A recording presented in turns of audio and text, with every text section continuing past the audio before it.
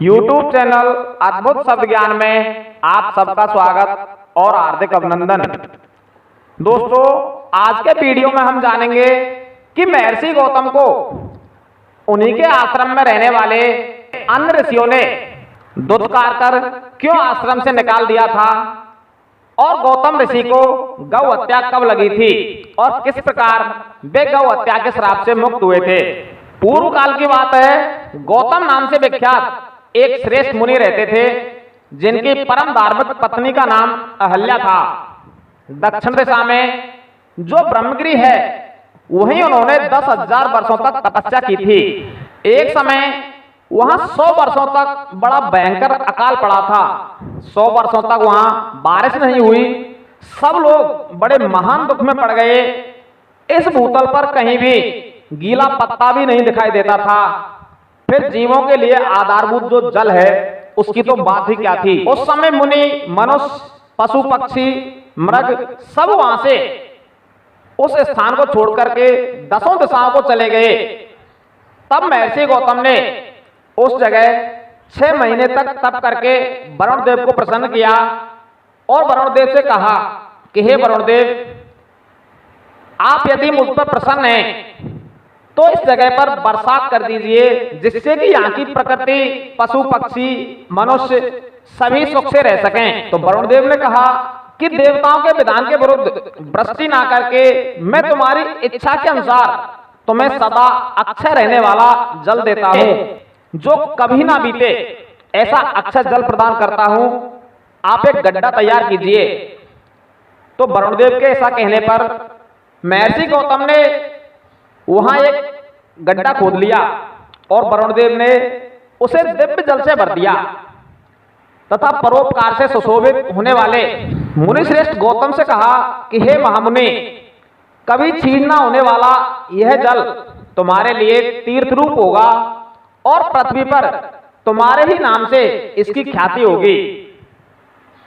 ऐसा कहकर उन महर्षि से प्रशंसित होकर वरुण देव वहां से अंतर्ध्यान हो गए। तदंतर गौतम जी वहां उस परम दुर्लभ जल को पाकर विवेक पूर्वक नित्य नैमित्तिक कर्म करने लगे। उन मुनीश्वर ने वहां नित्य होम की सिद्धि के लिए धान, जौ और अनेक प्रकार के निवार बो दिए। तरह तरह के धन धान्य, भांति भांति के वृक्ष और अनेकों प्रकार के फल फूल वहां लहला उठे। यह समाचार सुनकर वहां से पहले जो ऋषि मुनि, पशु पक्षी सभी चले गए थे और जब उन्हें पता चला कि उस स्थान पर दोबारा से हरियाली आ गई है तो वे सभी वापस उसी स्थान पर आ गए और वहीं पर रहने लगे। उस वन में अनेक शुभकर्म परायण ऋषि अपने पत्नी और पुत्रों सहित निवास करने लगे। उन्होंने कालक्षेप करने के लिए वहां धान बोआ। कालक्षेप अर्थात वहां समय गुजारने के लिए, वहां रहने के लिए धान की खेती करने लग गए। गौतम जी के प्रभाव से उस वन में सब और आनंद छा गया। एक बार वहां गौतम के आश्रम में जाकर बसे हुए ब्राह्मणों की जो स्त्रियां थीं, उनमें से कुछ का गौतम ऋषि की जो पत्नी थी अहल्या, उनके साथ उस जल को लेकर के विवाद हो गया और वह विवाद इतना बढ़ गया कि वे जो ब्राह्मण पत्नियां थीं वो गौतम ऋषि और अहिल्या पर बड़ी भारी नाराज हो गईं और उन्होंने अपने पतियों को उकसाया गौतम के खिलाफ में। उन लोगों ने गौतम का अनिष्ट करने के लिए गणेश जी की आराधना की। भक्त वत्सल भगवान गणेश जी ने प्रकट होकर जब वर मांगने के लिए कहा तो वे ऋषि बोले कि हे भगवान, यदि आप हमें वर देना चाहते हैं तो ऐसा कोई उपाय कीजिए जिससे समस्त ऋषि मुनि जो यहां रहते हैं वे डांट फटकार कर गौतम को आश्रम से बाहर निकाल दें। तो गणेश जी ने कहा कि हे ऋषियों, तुम सब लोग सुनो, इस समय तुम उचित कार्य नहीं कर रहे हो। बिना किसी अपराध के उन पर क्रोध करने के कारण तुम्हारी हानि ही होगी। जिन्होंने पहले उपकार किया हो उन्हें यदि दुख दिया जाए तो वह अपने लिए हितकारी नहीं होता। ब्रह्मा जी ने जो यह कहा कि असाधु कभी साधु को और साधु कभी असाधु को ग्रहण नहीं कर सकते, यह बात निश्चय ही ठीक जान पड़ती है। पहले उपवास के कारण जब तुम लोगों को दुख भोगना पड़ा था, तब महर्षि गौतम ने जल की व्यवस्था करके तुम्हें सुख दिया, परंतु इस समय तुम सब लोग उन्हें दुख दे रहे हो। संसार में ऐसा कार्य कदापि नहीं करना चाहिए। इस बात पर तुम सब लोग एक बार फिर से विचार कर लो। परंतु स्त्रियों की शक्ति से मोहित हुए उन ऋषियों ने गणेश जी की ये जो बात थी वह नहीं मानी और कहने लगे कि हे प्रभु, यदि आप हम पर प्रसन्न हैं तो आप तो हमें यही वरदान दें कि यहाँ रहने वाले सभी ऋषि मुनि मिलकर गौतम ऋषि को फटकारते हुए इस आश्रम से बाहर निकाल दें। तब भक्तों के अधीन होने के कारण गणेश जी ने कहा कि तुम लोगों ने जिस वस्तु के लिए प्रार्थना की है मैं उसे अवश्य करूंगा। इसके पीछे जो होनहार होगी वह होकर ही रहेगी। ऐसा कहकर गणेश जी वहां से अंतर्ध्यान हो गए। उसके बाद उन दुष्ट ऋषियों के प्रभाव से तथा उन्हें प्राप्त हुए वर के कारण जो घटना घटित हुई वह बड़ी ही विचित्र थी। वहां गौतम ऋषि के खेत में जो धान और जौ बोए हुए थे, उनके पास गणेश जी एक दुर्बल गाय बनकर आए और दिए हुए वरदान के कारण वह गाय इतनी कमजोर थी कि वह कांप रही थी और जाकर वह धान और जौ चरने लगी। उसी समय दैववश ऋषि गौतम वहां आ गए। वे परम दयालु थे, इसलिए उन्होंने वहीं से मुट्ठी भर तिनके लेकर उन्हीं से उस गाय को हाँकने लगे। उन तिनकों का स्पर्श होते ही वह गाय पृथ्वी पर गिर पड़ी और ऋषि के देखते देखते क्षण भर में ही गाय ने अपने प्राण त्याग दिए। यह सब घटना वहां छुपे हुए जो ऋषि थे जिन्होंने यह वरदान मांगा था और उनकी स्त्रियां सब देख रहे थे। और गाय के गिरते ही वे सब लोग वहां से निकले और एक साथ बोले कि अरे गौतम ने क्या कर दिया। गौतम ऋषि भी आश्चर्यचकित हो गए और उन्होंने अपनी पत्नी अहल्या को बुलाकर बड़े दुख पूर्वक बोले कि हे देवी, यह क्या हुआ और कैसे हुआ। जान पड़ता है कि भगवान मुझ पर कुपित हो गए हैं, अब क्या करूं, मुझे तो गाय हत्या लग गई। इसी समय ब्राह्मण और उनकी पत्नियां गौतम को डांटने और दुर्वचनों द्वारा अहिल्या को पीड़ित करने लगे। ब्राह्मण बोले कि अब तुम्हें अपना मुंह नहीं दिखाना चाहिए, यहां से जाओ। गौ हत्यारे का मुंह देखने पर तत्काल वस्त्र सहित स्नान करना चाहिए। जब तक तुम इस आश्रम में रहोगे तब तक अग्निदेव और हमारे पितर हमारे दिए हुए किसी भी हव्य होम को स्वीकार नहीं करेंगे, ग्रहण नहीं करेंगे। इसलिए हे पापी, तुम परिवार सहित यहां से अन्यत्र चले जाओ, इसमें विलंब ना करो।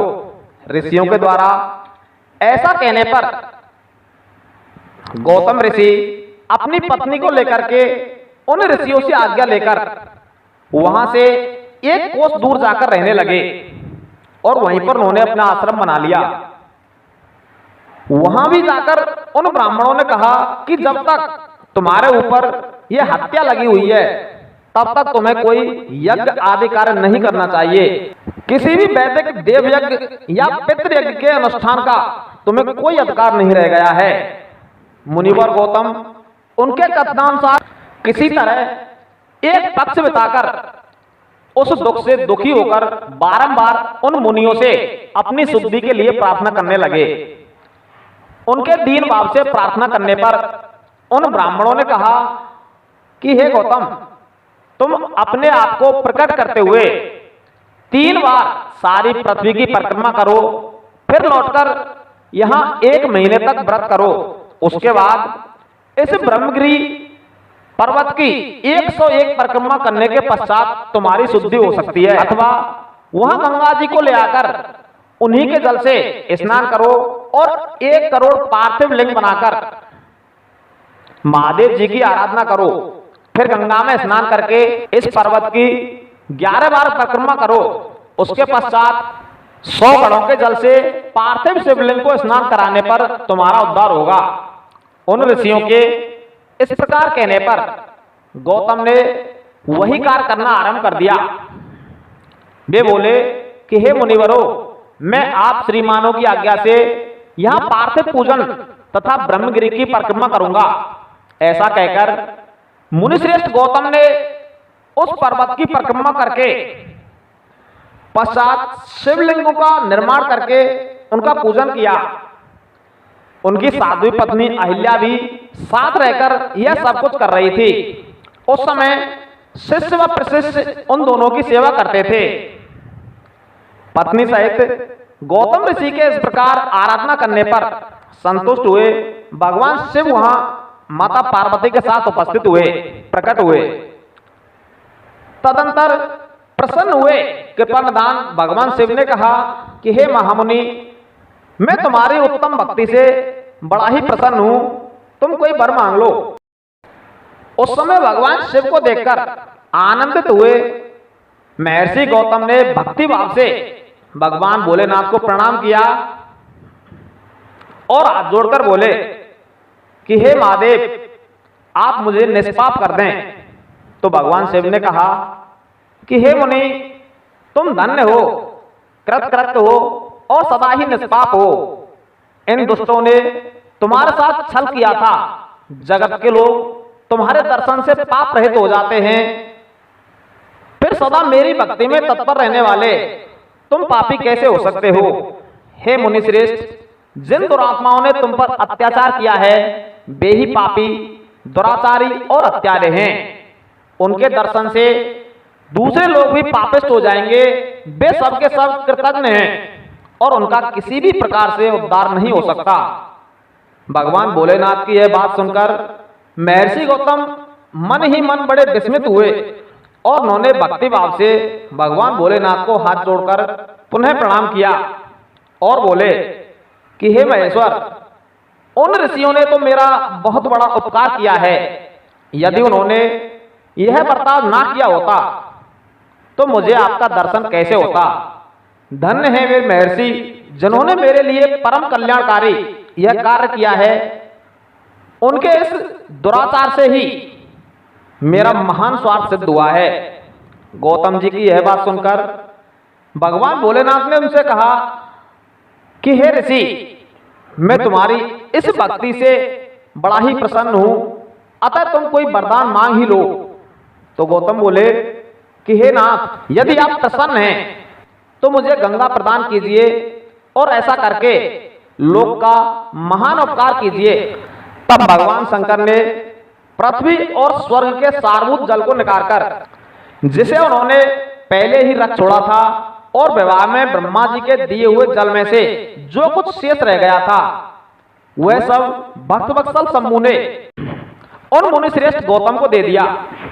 इस प्रकार मुनिश्रेष्ठ गौतम ने उन ऋषियों द्वारा बताए गए संपूर्ण कार्य करके गंगा जी में स्नान करके अपने आप को उस गौ हत्या से मुक्त किया था।